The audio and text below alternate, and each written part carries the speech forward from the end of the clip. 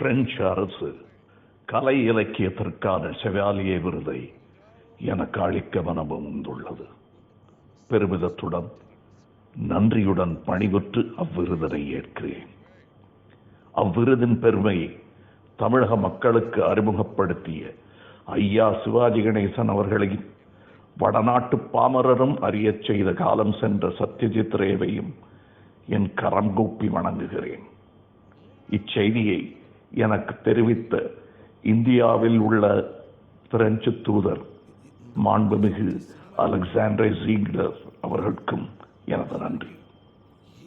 இனி நான் செய்ய வேண்டிய கலை இலக்கிய பணிக்கான ஊக்கியாகவே இவ்விருதினை நான் உணர்கிறேன். கலை கடற்கரையில் கைமண்ணளவு அள்ளிவிட்ட பெருமை எவ்வளவு சிறுபிள்ளைத்தனமானது என்பதை நான் உணர்கிறேன்.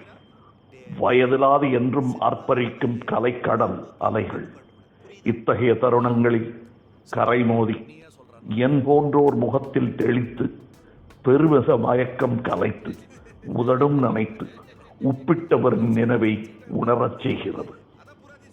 இதுவரையிலான என் கலைப்பயணம் தனி மனித பயணமில்லை என்பதை உணர்கிறேன். கைதாங்கி எழுத்தும் கலையும் அறிவித்த பெரும் கூட்டத்துடனே நாம் ஏற்ற யாத்திரை இது என்பதையும் உணர்கிறேன். அக்கூட்டத்தில் பெரும்பான்மை தமிழகத்து ரசிகர்கள் 4 வயது முதல் என் கைபிடித்து படியேற்றி பீடத்தில் அமர்த்தி பார்க்கும் தாய்மை உள்ளம் கொண்ட அவர்களுக்கும் இவ்விருது அர்ப்பணம்.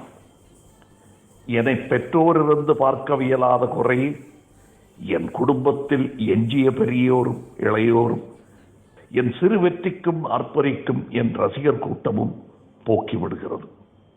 நன்றியுடன் உங்கள் கமல்ஹாசன்.